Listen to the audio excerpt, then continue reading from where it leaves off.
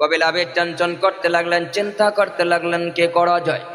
কবি লাবিদ এবার লেখা শুরু করে দিলেন, কিভাবে লেখা যায়, একটা হরফ কিভাবে লেখা যায়, একটা আয়াত কিভাবে লেখা যায়। লিখতে লিখতে লিখতে লিখতে দিনের পর দিন চলে যায়, রাতের পর রাত চলে যায়। এইভাবে কালির পর কালি চলে যায়, খাতার পর খাতা শেষ হয়ে গেল। কিন্তু আল্লাহর মহিমা, আল্লাহর কদরত, কবি লাবিদ একটা হরফ লিখতে পারলেন না। সুবহানাল্লাহ। আর এই সূরার মধ্যে আল্লাহ তাআলা বলেছেন, এই বান্দা তোমরা সালাত আদায় করো আর তোমরা কুরবানি করো। আমরা তো শুধু খালি নামাজ পড়ে কুরবানি দিতে পারি না। খালি কি গরু জবাই করা কুরবানি? গরু জবাই করা কুরবানি না। এই নাহার শব্দটা যা আছে, নাহার, এই যে ওয়ান হার, এই নাহার শব্দটা, এই শব্দটার মধ্যে তিনটা অর্থ আছে। প্রিয় ভাইরা আমার, একটু ভালো করে বোঝার চেষ্টা করবেন। ভাইরা, লিখতে লিখতে লিখতে লিখতে কবি লাবিদের সময় শেষ, টাইম শেষ, মাথা ঘামে, পারে না। কিন্তু চিন্তা করতে করতে করতে করতে হঠাৎ করে গো এই কোরআনের আয়াত লিখতে পারে না, হরফ লিখতে পারে না। কবি লাবিদ ধীরে ধীরে কাবা শরীফের দিকে চলে গেলেন। কাবা ঘরের সামনে দাঁড়ায়া মনে মনে নিয়ত করলেন, সত্যি সত্যি এই কোরআন মুহাম্মদের লেখা না, এইটা কোনো মানুষের মাধ্যমে লেখা না, সত্যি সত্যি সত্যি রে এইটা মহান আল্লাহ লাউহে মাহফুজ থেকে বান্দার উপরে নাজিল করে দিয়েছে।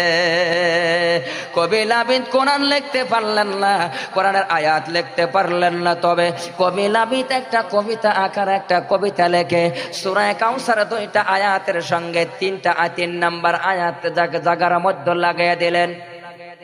লাইসা হাযা কালামিল বাশার, এই কথাটা যখন সেই শায়রিটা কবি লাবিদ লাগাইয়া দিলেন, লাগাইয়া দিয়ে এইভাবে 2টা হাত কাবা শরীফের পাশে দাঁড়াইয়া বলতেছেন, এ আরবের মানুষ, মক্কার মানুষেরা শুনে নাও, আজকের থেকে এই মুহূর্তে আমি কবি লাবিদ ইসলাম গ্রহণ করব, আর অন্য ধর্মে থাকবো না। তার কারণ আমি চেষ্টা করলাম, আপন চেষ্টা করলাম, প্রাণ দিয়ে চেষ্টা করলাম, এখন থেকে আমি মুহাম্মদের ধর্ম, আমি বিশ্বনবী আকায়ে নামদার জনাবে মুহাম্মদুর রাসূলুল্লাহ সাল্লাল্লাহু আলাইহি ওয়াসাল্লামের ধর্ম মেনে নিলাম। আমি পড়ে নিলাম, আশহাদু আল্লা ইলাহা ইল্লাল্লাহু ওয়া আশহাদু আন্না মুহাম্মাদান আবদুহু ওয়া রাসূলুহু। জোরে বলেন আল্লাহু আকবার। বিশাল লম্বা কথা গো।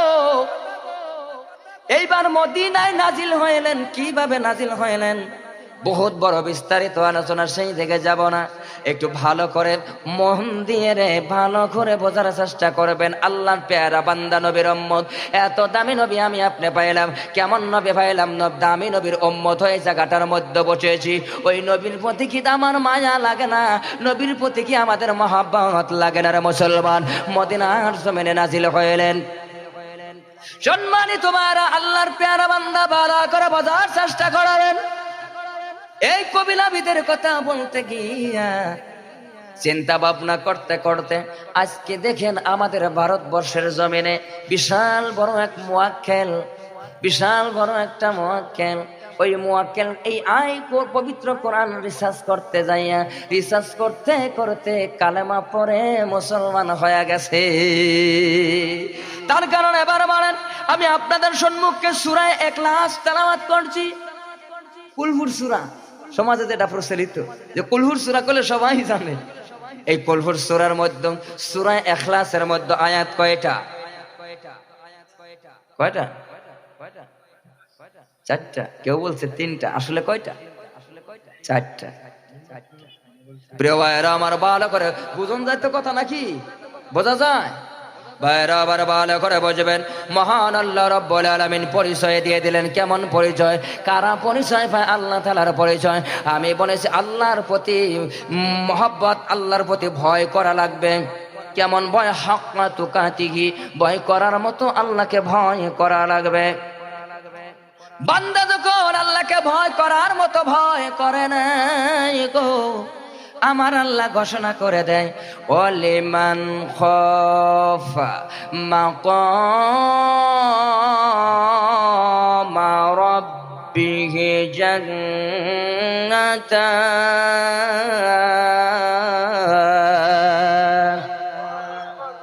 আল্লাহ ডাক দে বলে, বান্দারে আমাকে ভয় করবি, ভয় করার মতো ভয় করো।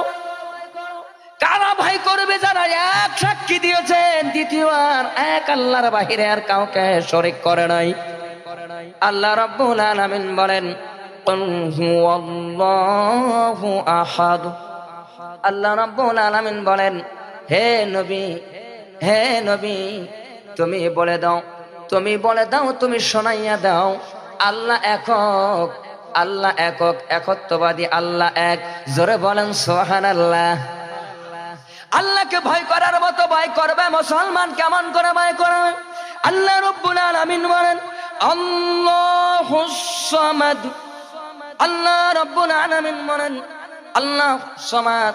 এই সামাদ শব্দটা কেমন ব্যবহার করলেন, কেন ব্যবহার করলেন, আল্লাহ কিসের জন্য ব্যবহার করলেন? এ মুসলমান ভাইরা রে, আমাদের ভারতবর্ষের জমিনের মধ্যে, এই ভারতের জমিনে, এ ভাইরা আমার, এই পৃথিবীর জমিনে, আমি নাম বললাম না কোন জায়গাটার মধ্যে, একজন হিন্দু ব্রাহ্মণ এই তার মূর্তির কাছে গিয়ে একদিন নয়, দুদিন নয়, একদিন নয়, দুদিন নয়, 40টা বছর, 40 বছর শুধু ওই মূর্তির সম্মুখে দাঁড়াইয়া পূজা করতেছেন আর বলতেছেন, সনাম সনাম সনাম সনাম সনাম সনাম।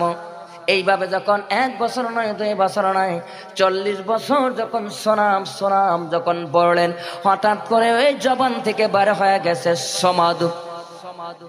যেই মাত্র সমাজ শব্দটা বাহির হয়ে গেলেন, লগে লগে লগে লগে আমার আল্লাহ ডাক দে বলে, বান্দা শোনে বলো বলো বলো বলো বান্দা তুমি কি যাও? ডাক দে বলে, ব্রাহ্মণ আপনি কে? আল্লাহ তাআলা বলেন, যাকে তুমি 40 বছর ধরে ডাকতেছ, এখন তুমি আমার নাম ধরে ডাক দিছ সমাদ, আমি তোমার ডাকে সাড়া দিয়েছি, এখন বলো বলো তুমি কি চাও?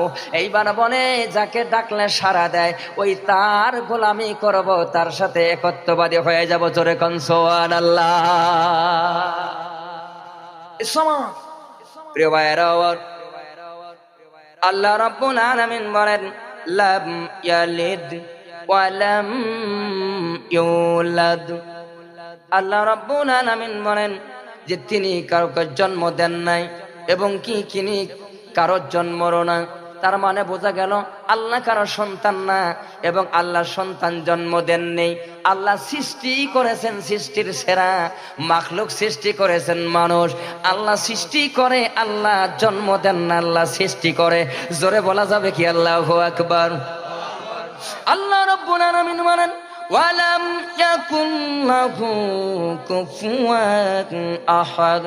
আল্লাহ রাব্বুল আলামিনের চাইতে বড় এই পৃথিবীর জমিনে আর কেউ নাই, যিনি এক। এই আল্লাহকে একত্ববাদী সাক্ষী দিতে গিয়ে কত মানুষ জীবন দিয়ে দিল, আরে আফসোস করলেন না। দ্বীনের জন্য জীবন দিয়ে দিলেন, কোরআনের জন্য দুনিয়ায় জীবন দিয়ে দিলেন। এই ভালোবাসায়, আল্লাহর মহাব্বতে, আল্লাহর ভালোবাসায় সাহাবায়ে কেরামরা শহীদ হয়ে গেলেন। শরীরের তাজা রক্তগুলি জমিনের মধ্যে ফেলে দিলেন। এক বিন্দু মাত্র সাহাবায়ে কেরামরা মনের আফসোস নিলেন না। কেন আফসোস নিলেন না জানে? যে এক আল্লাহ আছেন এই আসমানে, আল্লাহ আছেন, রাসূলগণ আছেন, বিশ্বাস করেছেন, শহীদ হয়ে গেছেন। আমার আল্লাহ তাদেরকে বিনা হিসাবে জান্নাত নসিব করে দিবে।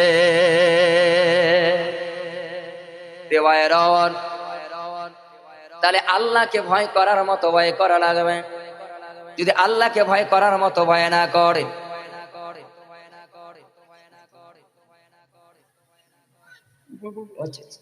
আল্লাহকে যদি ভয় করার মতো ভয় করতে পারেন, বালা করে বোঝার চেষ্টা করবেন। আচ্ছা বলেন তো, এই আসমানের জমিনে আল্লাহ আসমান বানাইছেন কয়টা? কয়টা? 7টা। 7টা আসমান। আমরা যে জমিনের মধ্যে বসে আছি, এই জমিনটা আল্লাহ উর্বর নরম বানাইয়া দিয়েছেন। এখন যে আমরা জমিনের মধ্যে বসে আছি, এই জমিনের নিচে কি আছে? কি আছে ভাই? পানি। পানির নিচে কি আছে? বালা করে বোঝার চেষ্টা করবেন। কেন আল্লাহ দুনিয়ায় পাঠাইলেন? কেন আল্লাহ দুনিয়ায় পাঠাইছেন? কেন আল্লাহ মউত দিবেন? কেন আল্লাহ মৃত্যু দিবেন, কবরে নিবেন, আবার প্রশ্ন করবেন? কেন আল্লাহ আবার কবর থেকে উঠাইবেন? কেন আল্লাহ কিয়ামতের ময়দানে কেন আল্লাহ হিসাব নেবে রে বান্দা? একটু বালা করে বোঝার চেষ্টা করবেন। আল্লাহ রাব্বুল আলামিন এই 7টা আসমান বানাইলেন। এই 7 আসমান, প্রথম আসমান থেকে নিয়ে এই চন্দ্র বানাইছেন, সূর্য বানাইছেন, তারকাগুলি বানাইছেন, নক্ষত্রগুলি বানাইলেন। আল্লাহ তাআলা এই মেঘলা আকাশ বানাইলেন, নীল আকাশ বানাইলেন, সিদরাতুল মুনতাহা বানাইলেন, কাবা কাউসাইনি আমান্না বানাইলেন। বয়রগো এই যে 7টা আসমান বানায়, পৃথিবীর কোন মানুষ এই আসমানের গায়েব জানে না। কথা বলেন ঠিক কিনা? এই মাটির নিচে আছে আল্লাহ তাআলার সৃষ্টি যে পোকামাকড়, এই পোকামাকড় সমস্ত মাটির নিচে আছে পানি। আল্লাহ রাব্বুল আলামিন বলেন শুধু মাটির নিচে পানি রাখে নাই, এই মাটির নিচে পানি, তার নিচে আছে আগুন। বান্দা যেন কষ্ট না পায়।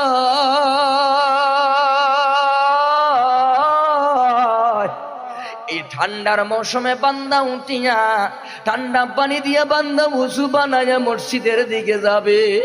বান্দার গায়ে কাপড় থাকবে, কিন্তু বান্দা হাত গোটাইবে, 2 হাত গোটাইবে, পায়ে মোজা থাকবে না।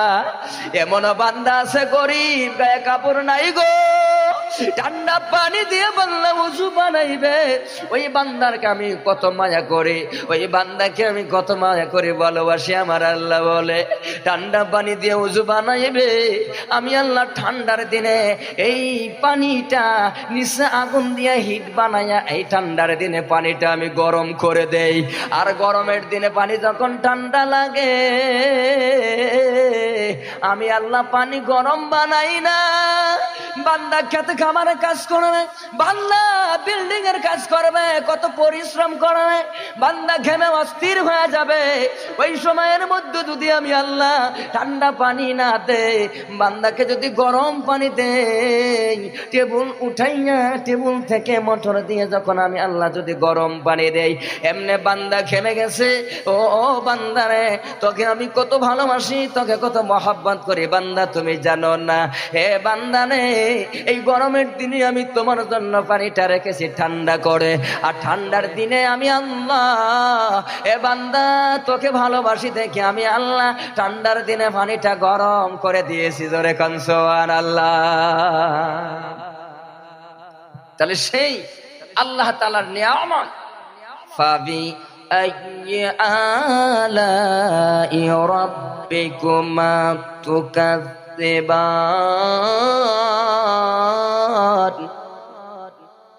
এইগুলো কি অস্বীকার করতে পারবে? আল্লাহ প্রশ্ন করেছেন যে তোমরা কি এইগুলো অস্বীকার করতে পারবে? প্রিয় ভাইরা আমার, ভালো করে লক্ষ্য করবেন, আমার আপনার নবী মায়ার নবী। মক্কার জমিনে যখন কলেমা পড়লেন, ওই সময়ের মধ্যে আল্লাহর নবীর সাহাবা হয়ে গেলেন, কলেমা পড়ে মুসলমান হলেন 39 জন। জোরে বলেন কয়জন? মাত্র 39 জন মুসলমান লইয়া আমার আপনার মায়ার নবী কালেমার দাওয়াত দিতেছেন মক্কায়। কালেমার দাওয়াত দিতে দিতে দিতে দিতে ওই সময় তখনও হযরত ওমর রাদিয়াল্লাহু তাআলা আনহু, ওই সময়ের 39 জন যখন, ওমর ওই সময়ে কালেমা পড়ে নাই, মুসলমান তখন ওমরও হয়নি। ওই সময়ের মধ্যে তালাশ করতেছেন আবু জাহেল। যারা মদিনায় গেছেন, কারা কারা গেছেন দেখি ইনশাআল্লাহ। হাজী সাহেব, মাশাআল্লাহ। তাহলে আল্লাহর রাসূলের ঘরের পরেই হলো আবু জাহেলের বাড়ি, নাকি? আবু জাহেলের বাড়ির ঘরের সঙ্গেই হলো হারাম শরীফ। ওই আবু জাহেলের মাথা খারাপ হয়ে গেল, কি ব্যাপার, বাতিজার তো মাথা খারাপ হয়ে গেছে, কি ব্যাপার, কলেমার দাওয়াত দেয় না, এটা বন্ধ করে দিতে হবে, এটা বন্ধ করে দিতে হবে। শুধু এ নয়, আবু জাহেল বাতিজাকে মারার জন্য মক্কার অলিতে গলিতে ঘুরে বেড়ায়। খালি হাতে ঘুরে বেড়ায় না, আবু জাহেল ঘুরে বেড়ায় আমার নবীকে মারবে, হত্যা করবে। লম্বা একটা তরবারি হাতের মধ্যে লিয়া রে মক্কার গলিতে গলিতে ঘুরে গো আমার নবীকে মারবে। সারাটা রাত তালাশ করতে করতে পায় না আবার দিনের বেলায় আসিয়া আবু জাহেল ঘরের মধ্যে ঘুমিয়ে থাকেন। এমন করে হঠাৎ করে একদিন ফজরের নামাজের সময় আল্লাহর নবী ফজরের নামাজ পড়ার জন্য যখন বাইর হয়ে গেলেন, বাড়ির হয়ে যাওয়ার সময় একজন ইহুদি দৌড়ে আসলেন। ইহুদি আসিয়া আল্লাহর নবীর সম্মুখে দাঁড়াইয়া মাথাটা নিচুর দিকে দিয়ে বলছে, ও মুহাম্মদ চাচা গো, আপনি আমার জীবনটা বাঁচাইয়া দেন।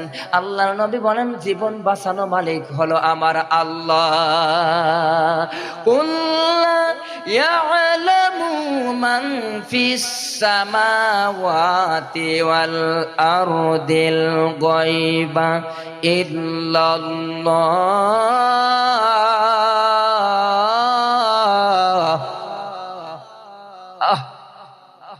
আল্লাহ নবী যখন বললেন জীবন বাঁচানো মালিক আল্লাহ, আমি তো বাঁচাইতে পারবো না, ব্যাপার কি বলো বলো। ইহুদি ডাক দিয়ে বলেন, চাচা শোনেন, এই যে আপনার চাচা আবু জাহালের কাছ থেকে আমি অল্প কিছুদিন আগে কতগুলো টাকা ধার নিয়েছিলাম, ওই টাকাগুলো আজকে দেওয়ার তারিখ, আজকে টাকাগুলো দেওয়ার তারিখ, কিন্তু আজকে দিতে পারবো না। ও মুহাম্মদ সাল্লাল্লাহু আলাইহি ওয়াসাল্লাম, আপনি যদি আমার সঙ্গে একটু আপনার চাচার বাড়িতে যাইতেন, আমাকে শুধু 3টা দিনের সময় নিয়ে দেবেন, আমি 3 দিন পরে টাকাগুলো ফেরত দিয়ে দেব। মায়ার নবী আল্লাহ রসুল বললেন, ঠিক আছে, নবীর মাধ্যমেই তো সবকিছু, নাকি বলেন? যেই নবীকে আল্লাহ ভালোবাসে, আল্লাহর নবী আমার নবী। নবীজি বললেন, তাহলে ঠিক আছে, চলো চাচার বাড়িতে যাই। আল্লাহর নবী তো জানে না যে তাকে মারার জন্য প্রত্যেকটা দিন মক্কার অলিতে গলিতে তরবারি নিয়ে ঘুরি। ধীরে ধীরে ধীরে ধীরে চলে গেলেন। যাওয়ার পরে আবু জাহেলের বাড়ির পাশে যেটা গেট লাগানো আছে, এখন তো শক্ত গেট লাগানো, টয়লেট বানানো, কিন্তু এই জামানার মধ্যে ভাইয়েরা খেজুর গাছের দিয়ে গেট বানানো ছিল। ওই সময় আল্লাহর নবী আবু জাহেলের বাড়ির গেটের সম্মুখে গিয়া ডাক দিয়ে বললেন, চাচা শোনে না। একবার 2বার করে ডাক দিলেন, কোনো আওয়াজ নাই, কোনো আওয়াজ নাই। 3, 4, 5টা ডাক যখন দিলেন, আওয়াজ নাই রে। হঠাৎ করে ঘরের ভেতরে আওয়াজ চলে গেলেন, আবু জাহেলের বিবি রে। আবু জাহেলের বিবি, একটা বিবির নাম ছিল ফাতেমা। আবার বলবেন, আবু জাহেলের বিবির নাম কেন ফাতেমা? কোন ফাতেমা? না না না না, আবু জাহেলের স্ত্রীর নাম ছিল একটা ফাতেমা। এই ফাতেমা আবু জাহেলের বিবি। এইবার এই চাচা নরম সুরের ডাক শুনিয়া ঘরের জানলা খুলিয়া দেখে, এত সুন্দর চেহারা মানুষ রে, আমি শুনছি রে এই মক্কার জমিনে একজন নবীর আবির্ভাব হয়েছে, আব্দুল্লাহর ছেলে মোহাম্মদ নাকি সুন্দর চেহারা, এটাই বুঝি হযরত মোহাম্মদ হয়ে যাবে, মোহাম্মদ হবে। আবু জাহেলের বিবি ঘর থেকে বাহির হয়ে ধীরে ধীরে চলে গেলেন। যে সম্মুখে দাঁড়ানোর পর আমার নবী ডাক দিয়ে বললেন, চাচি যান, চাচা বাড়িতে আছে নাকি? বলেন, না না না না ভাতিজা, তোমাকে বলবো না। কেন বলবেন না গো, কেন বলবেন না? বলেন। ডাক দিয়া বলে, না না ও ভাতিজা রে, এই মুহূর্তে যদি তোমার চাচা জানতে পারে গো,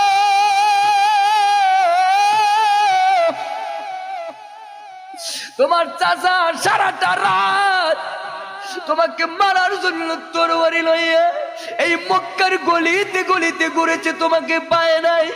এ ভাতিজা, কিসের জন্য তোমার চাচাকে ডাকো? যাও যাও, ডেকো না, ডেকো না।